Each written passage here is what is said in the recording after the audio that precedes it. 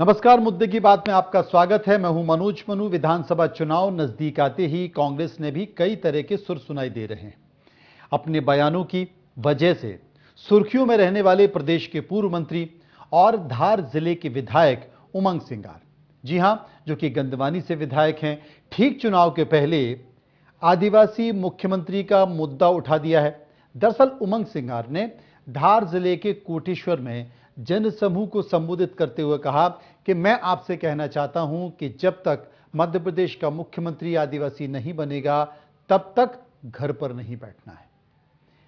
यहां तक कहा कि उनके समाज का आदिवासी मुख्यमंत्री बनना चाहिए।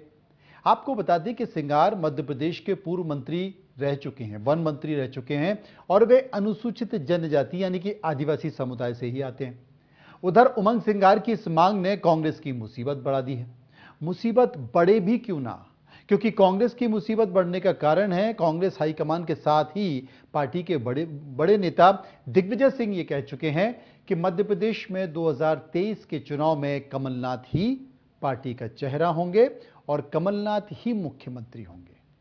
तो जब इस तरह का बयान दे दिया है कि कमलनाथ ही मुख्यमंत्री बनेंगे, लिहाजा कांग्रेस के अंदर हलचल तेज हो गई है। उधर पूरे मामले की सियासत भी शुरू हो चुकी है।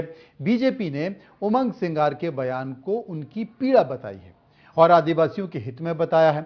ऐसे में अब यह जान लेना जरूरी है कि मध्य प्रदेश में आदिवासियों की स्थिति क्या है। मध्य प्रदेश में आदिवासियों की करीब करीब 2 करोड़ की आबादी है, जिसमें 43 आदिवासी समूह है।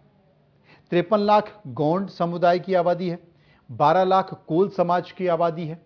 इसके साथ साथ भील और भिलाला की अगर बात करें तो इनकी आबादी 60 लाख है। 47 लाख जो आबादी है वो सहरिया, कोरकू सहित दूसरी जातियों की है। मध्य प्रदेश में 230 विधानसभा सीटों में 47 सीटें अनुसूचित जनजाति के लिए आरक्षित हैं। तो इसी मुद्दे पर हम चर्चा करेंगे। क्या पार्टी के ऊपर से कोई संकेत था उमंग सिंगार को कि ऐसा बयान दो, या उमंग सिंगार ने खुद ही अपनी तरफ से बयान दिया है? यहां पर मैं यह भी आपको बताना चाहता हूं कि उमंग सिंगार पूर्व उप मुख्यमंत्री जमुना देवी के भतीजे हैं, यानी कांग्रेस का सबसे बड़ा आदिवासी चेहरा अगर मध्य प्रदेश में कोई है तो वो 2 ही हैं। पहला नंबर आता है जमुना देवी का और उसके बाद नंबर आता है कांतिलाल भूरिया का। जमुना देवी संघर्ष करते करते स्वर्गवास उनका हो गया। वो उप मुख्यमंत्री रही और वो हमेशा ये कहती रही कि एक बार आदिवासी मुख्यमंत्री होना चाहिए, और उसी लाइन पे अब चल रहे हैं उमंग सिंगार।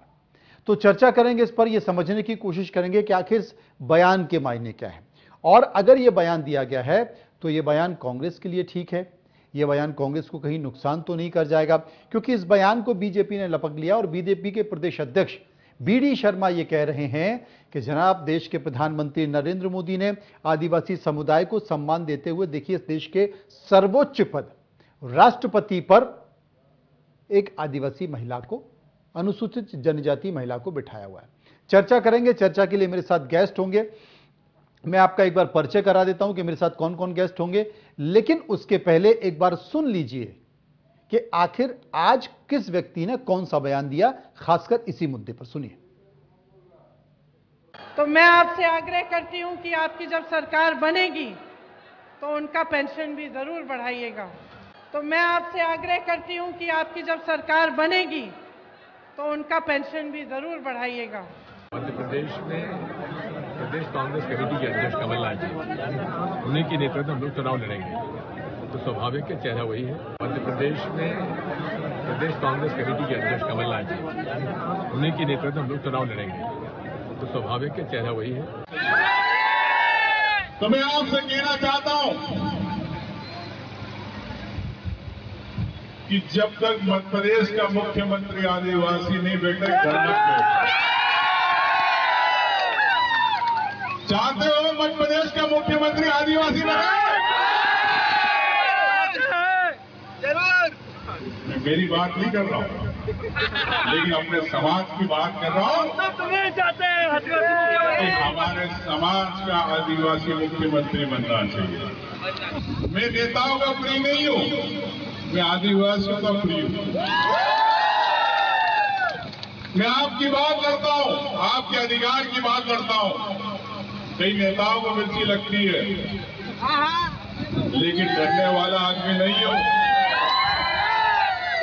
का नारा है, ये सबके अपने अपने विचार होते हैं। यहाँ भी बैठे हैं लोग, कांतिलाल भूरिया भी बैठे हैं, सबके अपने अपने विचार होते हैं। किस लक्ष्य से उन्होंने ये कहा है ये वो जाने। मध्य प्रदेश में मुख्यमंत्री का चेहरा कौन है? देखिए, मुख्यमंत्री का चेहरा की एक परंपरा है। हमारा छत्तीसगढ़ में कौन है, राजस्थान में कौन है, तो इसकी एक सिस्टम होता है, उस सिस्टम को फॉलो किया जाता है। आंतरिक लोकतंत्र कांग्रेस में है, भाजपा में नहीं है। आप कोई आवाज निकाल नहीं सकते। यदि उमंग सिंगार ने आदिवासी मुख्यमंत्री की मांग की है तो ये उन्होंने अपनी अभिव्यक्ति मीडिया के माध्यम से प्रस्तुत की। मेरा उनसे अनुरोध है कि बिल्कुल आप स्वतंत्र हैं, हर व्यक्ति स्वतंत्र है, लेकिन जिस वर्ग के बारे में मुख्यमंत्री हम बनाना चाहते हैं उस वर्ग के बीच में जाके काम करना पड़ेगा। बड़ा प्रदेश है, तमाम सारे आदिवासी जिले हैं, पहले वहां जाके उन लोगों के बीच में बैठ के देखना पड़ेगा। जयेश गोंडवाना, यदि ये लोग पहरेदार होते तो इन छोटी संस्थाओं पनप नहीं पाती। आज गोंडवाना और जयेश कहीं ना कहीं कांग्रेस को डैमेज कर रहे हैं। तो पहले हम अपना उत्तरदायित्व तो निभाएं उन जिलों में जाके जहां ये दल पनप गए हैं। उमंग सिंगार के मन की पीड़ा है कि भारतीय जनता पार्टी का नेतृत्व माननीय प्रधानमंत्री नरेंद्र मोदी के नेतृत्व में इस देश के अंदर आजादी के 75 वर्षों में भारत के सर्वोच्च पद राष्ट्रपति पर अनुसूचित जाति, जनजाति, आदिवासी बहन को भारतीय जनता पार्टी के प्रधानमंत्री, भारतीय जनता पार्टी के नेतृत्व ने आज बिठाने का काम किया। इतना बड़ा सम्मान देश के अंदर भारतीय जनता पार्टी ने आदिवासी समाज के भाई और बहन को दिया है। हमारी बहन द्रौपदी मुर्मू जी को राष्ट्रपति बनाया देश के सर्वोच्च संवैधानिक पद पर। तो उनके मन की पीड़ा है। ये कांग्रेस केवल झूठ बोलती है, कांग्रेस आदिवासियों को वोट बैंक मानती है, तो इनकी मन की पीड़ा का उद्गार है। और उमंग सिंगार समय समय पर कमलनाथ और दिग्विजय सिंह को, उमंग सिंगार जी ने कहा था जब कांग्रेस की सरकार थी, कमलनाथ जी मुख्यमंत्री थे, जब मिस्टर बंटाढार को कहा था कि इस प्रदेश का सबसे बड़ा भूमाफिया, सबसे बड़ा रेत माफिया, सबसे बड़ा शराब माफिया कोई है तो दिग्विजय सिंह। बिल्कुल ठीक कहा वीडी शर्मा ने, क्योंकि जिस तरीके से उमंग सिंगार जब सरकार में मंत्री थे, 15 महीने की सरकार थी, उस वक्त भी लगातार वो बयानबाजी करते रहे और पूर्व मुख्यमंत्री दिग्विजय सिंह पर कटाक्ष भी करते रहे। लेकिन अब उन्होंने आदिवासी मुख्यमंत्री की बात कर दी है। इसे कैसे लेती है कांग्रेस और कैसे लेती है बीजेपी, इस पर हम चर्चा करेंगे। चर्चा के लिए मेरे साथ मौजूद हैं नेहा बग्गा जी जो कि कांग्रेस की प्रवक्ता हैं, सुरेश राजे जी जो कि नेहा बग्गा जी जो कि बीजेपी की प्रवक्ता हैं, सुरेश राजे जी जो कि कांग्रेस के विधायक हैं, नेता हैं, प्रवक्ता हैं। सबसे पहले नेहा जी, मैं ये कहना चाहता हूं कि उमंग सिंगार के इस बयान को बीजेपी कैसे देखती है, क्योंकि अब तक तो हम देख रहे थे कि बीजेपी के तमाम नाराज नेताओं के बयान आ रहे थे, रूठे नेताओं के बयान आ रहे थे, बीजेपी उन्हें मांग रही थी, लेकिन अब आपको लगता है कि चिंगारी बहुत दबी हुई थी, अब धीरे धीरे जैसे जैसे नजदीक चुनाव आते जा रहे हैं चिंगारी लग रही है और वो बाहर दिखने लगी। मनोज जी, सर्वप्रथम तो हम सब जानते हैं कि कोई भी काम कांग्रेस में बिना कलह के नहीं हो सकता, क्योंकि जितनी गुटबाजी कांग्रेस के अंदर सदैव से रही है उसी का एक उदाहरण ये भी है। और यहाँ पर तो बाबरिया जी आंसू से रोके गए थे, जो प्रभारी रहे कांग्रेस पार्टी के मध्य प्रदेश के।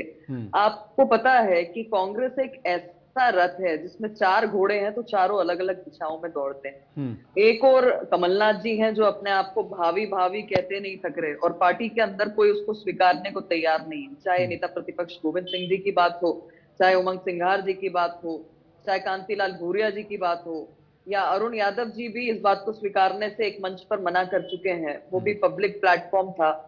इसी तरह एक चैनल पर उन्होंने कहा था। चाहे राहुल सिंह अजय भैया हो, उन्होंने भी इस बात को स्वीकारने से इनकार कर दिया है।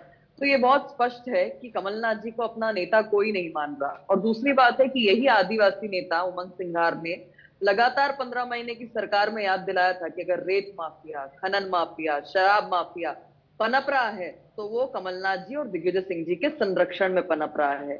और यही मध्य प्रदेश ने विटनेस किया कि जब देश के सर्वोच्च पद पर भारतीय जनता पार्टी की सरकार के द्वारा एक ऐसी परिश्रमी महिला जो आदिवासी वर्ग से आती है उनको बैठाने का काम किया, तो कांग्रेस के मध्य प्रदेश से लेकर केंद्र के कई नेताओं ने आपत्तिजनक शब्दों का उपयोग किया। और फिर वोटिंग के समय क्या हुआ, कांग्रेस पार्टी के आदिवासी विधायकों ने जवाब दिया और चप्पल फाड़ के जवाब दिया, क्रॉस वोटिंग की। इससे बहुत स्पष्ट है कि वो भी भारतीय जनता पार्टी के साथ खड़े थे। वे जानते हैं कि आदिवासी वर्ग का केवल उपयोग कांग्रेस ने किया है वोट बैंक की राजनीति के लिए। और देखिए, एक है संगठन के स्तर पर और एक है राजनीति जो है संवैधानिक स्तर पर विधायक बनाना, मंत्री बनाना, मुख्यमंत्री बनाना। उसमें भी हमने देखा कि जब ये सरकार में आए तब भी इन्होंने अपना धर्म नहीं निभाया। कमलनाथ जी ने सबसे पहला अगर पैसा और हक मारने का काम किसी का किया तो आदिवासी वर्ग का किया। जो सहरिया, बेगा, भारिया बहनों को 1000 रुपए मुख्यमंत्री शिवराज सिंह चौहान जी दिया करते थे, कमलनाथ जी मुख्यमंत्री बने उसको बंद कर दिया। डोर टू डोर जो युवाओं को रोजगार उपलब्ध कराया था कि वो राशन वितरण करेंगे गाड़ियां चलाकर, उसको बंद करने का काम कमलनाथ जी ने किया। एकलव्य स्कूल जो बन रहे थे उसको बता दिया कि राशि नहीं है हमारे पास में। जो एटीएम बना रहे थे प्रति ब्लॉक में उसको बंद करने का काम कमलनाथ जी की सरकार ने किया। तो हर स्तर पर चाहे गरीब कल्याण की योजनाएं हो, चाहे उनको प्रतिनिधित्व देने की बात हो, चाहे उनके सम्मान की बात हो, कांग्रेस पार्टी ने हमेशा उनको अपमानित करने का काम किया। और ये मेरे शब्द है या भारतीय जनता पार्टी के शब्द नहीं है, क्योंकि चंद दिन पहले कांतिलाल भूरिया एक पब्लिक प्लेटफॉर्म पर जहां पर कमलनाथ जी और तमाम सारे नेता उपस्थित थे, उन्होंने कहा कि मेरा मुंह बंद केवल इसलिए करवाया जा रहा है, मुझे भाषण देने से भी इसलिए रोका जा रहा है क्योंकि मैं आदिवासी वर्ग से आता हूँ, मैं उनका प्रतिनिधित्व करता हूँ, उनकी बात को जनता के समक्ष रखने का काम करता हूँ। तो ये तो बहुत स्पष्ट है। सुरेश राजे जी, लगातार बीजेपी लंबे समय से ये आरोप लगाती रही है क्योंकि सबसे ज्यादा सत्ता में आप रहे हैं और शुरुआती दौर में जो आदिवासी समाज का वोट बैंक है वो आपको भी मिलता रहा, लेकिन हाल के दिनों में चाहे वो संघ हो, बीजेपी का संगठन हो या सरकार हो, उसने तमाम ऐसी योजनाओं को दिया जिससे आदिवासी वोटों का जनाधार खिसका है। लेकिन पिछले विधानसभा चुनाव में स्थिति बदली है। अब अगर आदिवासी मुख्यमंत्री की बात हो रही है तो इसमें गलत क्या है? और कमलनाथ भी कह रहे हैं कि साहब अपनी अपनी बातें हैं, कोई भी अभिव्यक्ति की आजादी है, कोई भी बात कर सकता है। लेकिन जमुना देवी से लेकर और अभी तक आदिवासी मुख्यमंत्री की बात तो उठती रही, लेकिन आदिवासी समाज को वो प्रतिनिधित्व कांग्रेस दे नहीं पाई, भले ही उनका वोट बैंक पूरे देश में जरूर कांग्रेस ने लिया।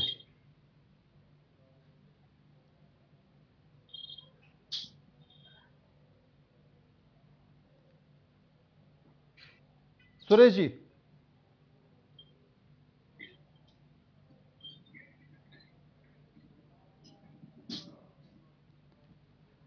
को अपनी बात कहने की आजादी है। अगर उन्होंने कांग्रेसी उमंग सिंघार जी ने आदिवासी फेस की बात की है, ठीक है, ये उनको आजादी है, वो बोल सकते हैं। और मुझे नहीं लगता, आपने पिछला चुनाव देखा होगा, पंजाब किसी ने मांग नहीं की, मांग की थी तो नहीं। मनु जी, मैं आपसे पूछना चाह रहा हूँ जी, पंजाब में जब हमने एसपी चेहरा दिया तो किसी ने मांग की थी क्या? किसी ने मांग की थी कहीं के दे रहे? और इसलिए ये कहना ठीक नहीं है। और भाजपाई अगर ये इसमें खुश हो रहे हैं तो ये इनको मुबारक हो, ये इसी में खुश हो कि उन्होंने ये मांग कर दी, उन्होंने ये मांग कर दी। मैंने कहा ना, अगर मांग करने की बात है तो सिंधिया जी ने इनकी सरकार इसी शर्त पे बनवाई थी कि मुझे सीएम बना देना, तो अभी तक तो बनाया नहीं है ना अभी तक, न तो अभी सीएम बनाया उनको और ना अभी तक इन्होंने घोषणा की है। नहीं, हमने तो कहीं नहीं सुना कि ज्योतिरादित्य सिंधिया ने कहा कि मुझे सीएम बनाओगे तब मैं सपोर्ट दूंगा। बिल्कुल, ये बिल्कुल मनु जी, बिल्कुल खुद की सरकार को इसलिए गिराया था कि वो यहाँ मुख्यमंत्री बनना चाहते थे, नहीं बन पाए। लेकिन भारतीय जनता पार्टी में इसी शर्त में गए थे कि मुझे सीएम बनाओगे, लेकिन वो भारतीय जनता पार्टी है, बनाया गया उनने। अब में अच्छा कांग्रेस गए, आपसे पूछना चाहता हूँ, क्या कष्ट था कांग्रेस में? कांग्रेस ने क्या नहीं दिया? पहली बार सांसद बने, पहली बार में मंत्री बना दिया। दूसरी बार सांसद बने, दूसरी बार मंत्री बना दिया, तीसरी बार अगर कांग्रेस गठबंधन की सरकार नहीं आई और वो चुनाव हार गए तो इसमें ये तो बताओ कांग्रेस का क्या दोष था? तो भारतीय जनता पार्टी अपनी चिंता करे और इस बात से कांग्रेस को कोई फर्क नहीं पड़ता कि कौन क्या मांग कर रहा है। मांग करने की आजादी सबको है। नेहा जी, मांग करने की आजादी कोई ठीक दिक्कत नहीं है, ठीक है, कांग्रेस मांग को। करने की आजादी सबको है। नेहा जी, बिल्कुल। एक बात तो और है, लेकिन क्योंकि ये मांग कोई भारतीय नई जनता मांग पार्टी नहीं है, में ये मांग आजादी नहीं बीजेपी है। में भी उठती रही है। हाल ही मनोज में जी, हाल ही में भारतीय कुछ जनता ऐसे पार्टी में चेहरे आजादी नहीं है। आदिवासी समुदाय के निकल कर आए, ये माना जा रहा था कि मध्य प्रदेश में उनको प्रतिनिधित्व मिल सकता है। हालांकि मध्य प्रदेश में फग्गन सिंह कुलस्ते को केंद्र में मंत्री बना के रखा हुआ। फग्गन सिंह कुलस्ते भी ये मांग करते रहे कि प्रदेश में आदिवासी मुख्यमंत्री होना चाहिए। वो ये भी मांग करते रहे कि उनको कोई संगठन में प्रमुख पद पर किसी आदिवासी व्यक्ति का चेहरा होना चाहिए। तो चूंकि 47 सीटें हैं, एक बड़ा समाज है, राष्ट्रपति पद पर एक आदिवासी महिला को स्थान पार्टी ने दिया है, अच्छी चीज है। पिछड़े वर्ग को, वीकर वर्ग को आगे आना चाहिए। लेकिन अगर इस तरह की मांग जनप्रतिनिधि उठाते हैं, चाहे बीजेपी से फग्गन सिंह कुलस्ते उठा रहे हो या कांग्रेस से उमंग सिंगार उठा रहे हो, तो इसमें आप मानते हैं कि ये होना चाहिए? देखिए मनोज जी, मुझे लगता है कि कांग्रेस के प्रवक्ता को या तो विषय नहीं पता है कि आज की डिबेट का विषय क्या है, या फिर वो विषय पे बात नहीं करना चाहते। क्योंकि जिस तरीके से उमंग सिंगार जी ने बात को कहा है, भारतीय जनता पार्टी का कोई भी कार्यकर्ता, चाहे वो केंद्रीय मंत्री हो, चाहे मध्य प्रदेश में किसी दायित्व पर हो, उन्होंने इस प्रकार की बात कभी नहीं कही। और अगर कही है तो मैं तो कहूंगी कि उन्हें सामने रखना चाहिए। जिस तरीके से वो सिंधिया जी की भी बात कर रहे थे, मैं ओपनली उनको चैलेंज करना चाहती हूँ कि अभी डिबेट में और भी कुछ समय है, 10-15 मिनट। अगर ऐसा कोई बयान सिंधिया जी का हो कि मैं मुख्यमंत्री बनना चाहता हूँ, तो उन्हें प्रस्तुत करना चाहिए। ये इस प्रकार के जो चीजें होती हैं, तो वो कांग्रेस पार्टी की गुटबाजी के कारण। सिंगार जी ने कहा है कि मुझे मुख्यमंत्री बनाओ। दूसरी महत्वपूर्ण बात ये है कि मुझे अफसोस होता है। जी ने कहा है कि मुझे मुख्यमंत्री बनाओ। साहब, भाई साहब, थोड़ा सा आपने जब बोला, मैं भी आपकी कई बातों से इत्तेफाक नहीं रखती, पर बहुत अनुशासन के साथ सुन रही थी। आप वरिष्ठ हैं, विधायक हैं, कृपया करके अनुशासन का पालन करिए। दूसरी महत्वपूर्ण बात कि मुझे अफसोस होता है, और बोलते हुए भी अफसोस हो रहा है, क्योंकि तब भी मैंने आवाज उठाई थी जब सुरेश राजे जी ने ये दलित महिला के लिए आपत्तिजनक शब्दों का उपयोग किया था। उसी प्रकार से केंद्र में बैठी हुई, आज देश के सर्वोच्च पद पर बैठी हुई राष्ट्रपति के लिए आपत्तिजनक शब्दों का, आदिवासी वर्ग से ही आती है ना, और आदिवासी पर ही हम डिबेट कर रहे हैं, उस पर प्रश्न उठाने का काम, आपत्तिजनक शब्दों का उपयोग किसने किया? कांग्रेस के नेता प्रतिपक्ष ने किया, पार्लियामेंट के बाहर किया, राष्ट्रपति कहा। क्या कमलनाथ जी या कोई सामने आया? आज भी कमलनाथ जी से जब इस पर प्रश्न पूछा गया तो उन्होंने ये नहीं कहा कि मैं नहीं होऊंगा, क्योंकि वो तो भावी है और वो तो स्वयंभू है, अपने आप को ही घोषित करने में लगे हुए हैं। मूल अंतर ये है कि भारतीय जनता पार्टी राज्यसभा में एक शिक्षक को, एक बहुत निम्न परिवार से आने वाले व्यक्ति को, सुमेर सिंह सोलंकी जी को राज्यसभा में भेजती है, और कांग्रेस पार्टी किसको भेजती है? उन विवेक तनखा जी को भेजती है जिन्होंने ओबीसी हकों को मारने के लिए सुप्रीम कोर्ट तक के पैरवी की। उनका 27% आरक्षण ना मिले उसके लिए डटे रहे, कांग्रेस पार्टी ने उनको अलंकृत किया। दूसरी ओर भारतीय जनता पार्टी राज्यसभा में ओबीसी वर्ग से आने वाली कविता पाटीदार जी को भेजती है, दलित वर्ग से आने वाली सुमित्रा वाल्मीकि को भेजती है। कांग्रेस किसको भेजती है? कांग्रेस भेजती है, कांग्रेस भेजती है राजा साहब को, दिग्विजय सिंह को, दिग्विजय सिंह जो चूरा घोटने का काम करते हैं, हिंदुओं को आतंकवादी घोषित करते हैं। और ये जब आदिवासियों की हम बात कर रहे हैं तो दिग्विजय सिंह जी की भूमिका पे बात करना पड़ेगा। राजद साहब, थोड़ा सा अपना कंट्रोल करिए वाणी पर, क्योंकि आपके बीच में अगर मैंने डिस्टर्ब करना चालू किया तो इतना दम रखिए कि आपको एक शब्द नहीं बोलने दूंगी। तो थोड़ा सा, अगर मैं अनुशासन में हूं तो आप भी अनुशासन में रहिए, वरना आप एक शब्द नहीं बोल पाएंगे, ये मैं आपको गारंटी देती हूँ यहाँ पर बैठकर। अब दूसरी महत्वपूर्ण बात ये है, क्योंकि मुद्दों पर आप टिके नहीं रह सकते, आप नेता विहीन पार्टी है, आप नेता विहीन पार्टी है, आपका नेतृत्व विहीन पार्टी है आप लोग। अब दूसरी महत्वपूर्ण बात यह है कि अगर आदिवासी वर्ग की बात करेंगे तो जिन महाशय बंटाधार श्री दिग्विजय सिंह जी को राज्यसभा में भेजा है, उनके खिलाफ उनके मुख्यमंत्री काल में जमुना देवी जी जो महिला आदिवासी नेत्री थी, जिनको सम्मान देने का काम भारतीय जनता पार्टी की सरकार ने किया, वो बैठी थी धरने पर दिग्विजय सिंह के खिलाफ, क्योंकि दिग्विजय सिंह जी की नीतियां सदैव से ही आदिवासी विरोधी रही है। और मैं आपको एक और बात कहती हूँ, राजा साहब आपकी ज्ञानवर्धन कर दूं थोड़ा सा। 2003 मैं आपका का जो ज्ञानवर्धन मैनिफेस्टो कर दूं, था आप क्यों कांग्रेस मेरा पार्टी का, ज्ञानवर्धन करेंगी? उसमें देखिएगा कि मेरा आदिवासी मैं आपका वर्ग के लिए ज्ञानवर्धन एक कर रहा हूं। पंक्ति में इनका आप मैनिफेस्टो बताइए, समाप्त हो रहा था, आपने एक राष्ट्रपति पंक्ति जी में। का आप अपमान उठा किया कर कि नहीं देखिए, किया? जनता से कहती हूँ गूगल आप करके देखिए बताइए, कि एक आपने पंक्ति में आदिवासी राष्ट्रपति समाप्त का कर अपमान दिया किया इन्होंने कि नहीं किया? आदिवासी वर्ग को अपने पहले मेरी मैनिफेस्टो बात के का अंदर। जवाब तो दीजिए। कांग्रेस पार्टी आप ने बहुत सदैव इनका आदिवासी उपयोग चिल्ला किया रहे हो। है वोट बैंक आपने के अपमान लिए, किया कि नहीं अपनी किया? सस्ती अपनी राजनीति आपने के लिए, अपमान पर जहां किया पर कि नहीं प्रतिनिधित्व किया? से बात आई वहां नहीं दिया। और इसीलिए इतने मैं कहती हूँ होने कि की आज जरूरत केंद्र नहीं की है। सरकार हो या सिंघार जी मध्य ने ये प्रदेश कह दिया। भारतीय जनता पार्टी का अपनी पार्टी संगठन या की चिंता सरकार करो। अधिकतर कांग्रेस अपनी पार्टी आदिवासी की वर्ग चिंता को करना मुख्य भूमिका जानती में है। लाने का काम और किया है। कांग्रेस आज को अगर क्या करना है, 46 लाख आपके कहने से नहीं अगर करेगी। स्वसहायता समूह से बहनें जुड़ी हैं भारतीय जनता पार्टी के शासन में, तो उसमें अधिकतर महिलाएं आदिवासी वर्ग से आती हैं, जो आज स्कूल के ड्रेस बनाने का काम कर रही हैं, पोषण आहार का काम कर रही हैं, अलग अलग अपना व्यवसाय चला रही हैं, दीदी कैफे चला रही हैं और विभिन्न तरीके से कार्य करके अपने परिवार को सशक्त कर रही हैं। ये भारतीय जनता पार्टी की सरकार है। पेशा एक्ट जो कांग्रेस की 15 महीने की सरकार में आ जाना चाहिए था, उसको लाने का काम भारतीय जनता पार्टी की सरकार ने किया और पेशा एक्ट लागू करके दिखाया।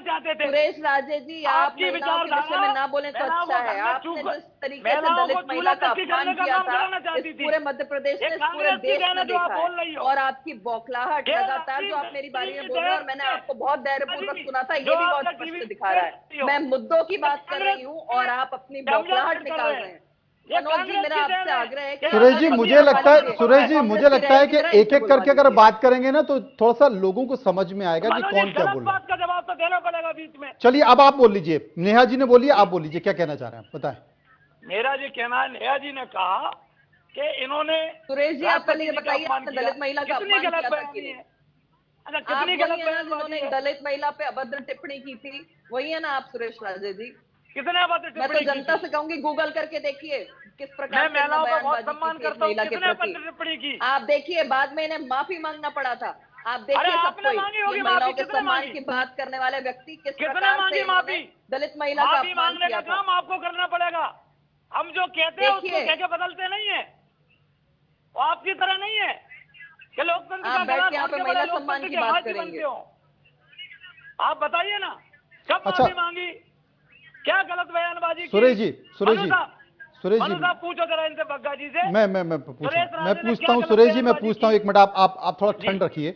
नेहा जी, मैं चूंकि आपने कहा आपकी सरकार 18 साल रही और आपने कहा कि तमाम सारी आदिवासी समाज के लिए योजनाएं, बावजूद इसके पिछले विधानसभा जो चुनाव हुए थे उसमें भारतीय जनता पार्टी की ज्यादातर हार आदिवासी सीटों पर ही हुई, उसका क्या कारण रहा?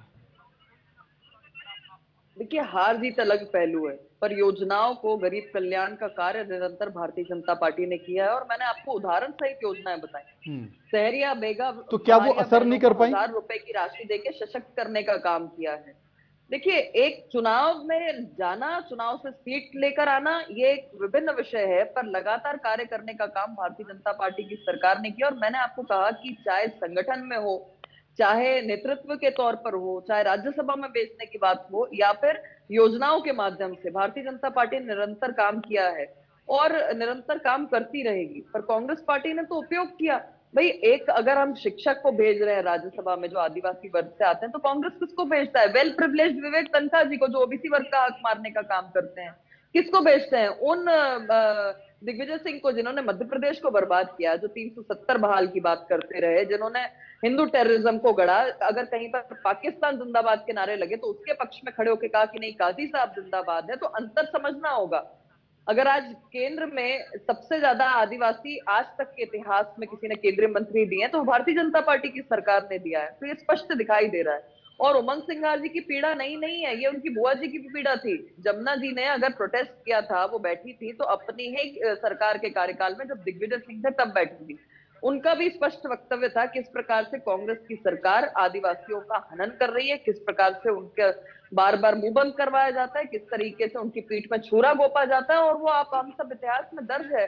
पर राजेश जमुना जी, देवी जी सुरेश कांग्रेस जी, की नेत्री रही, उसके बावजूद सम्मानित करने का काम विधानसभा में भारतीय जनता पार्टी ने सुरेश किया। जी, एक बात तो सही है, जैसा कि नेहा जी ने कहा कि जमुना देवी संघर्ष करती रही, उन्हें भले ही उप मुख्यमंत्री बना दिया गया हो लेकिन उनके मंत्रालय में अपनी खुद की नहीं चल पाती थी।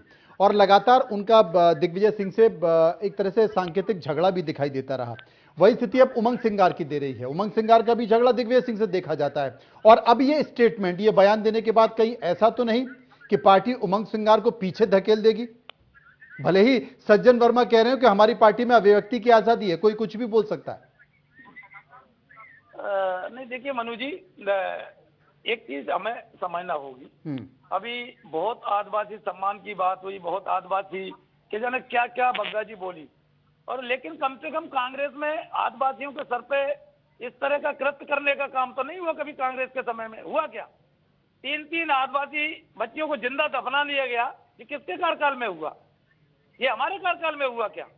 अब अगर बात कर तो गांधी ने ये भारतीय जनता पार्टी दिन रात में सोते जागते कमलनाथ जी का भूत इस तरह दिखाई देता है, कुछ तो भी थोड़ी सी राहत कहीं से मिल जाए तो ये सिर्फ इसी में खुश हो लें कि उमंग सिंगार जी ने ये कह दिया। अरे कह दिया ना, तो क्या गलत? अगर उन्होंने अपनी अभिव्यक्ति की है, उन्होंने कुछ बोला है, तो इसमें भारतीय जनता पार्टी खुश होने की क्या जरूरत है? चलिए ठीक है, इंतजार करेंगे कि अगर उमंग सिंगार ने यह बोला है तो आने वाले समय में उमंग सिंगार की स्थिति क्या होती है।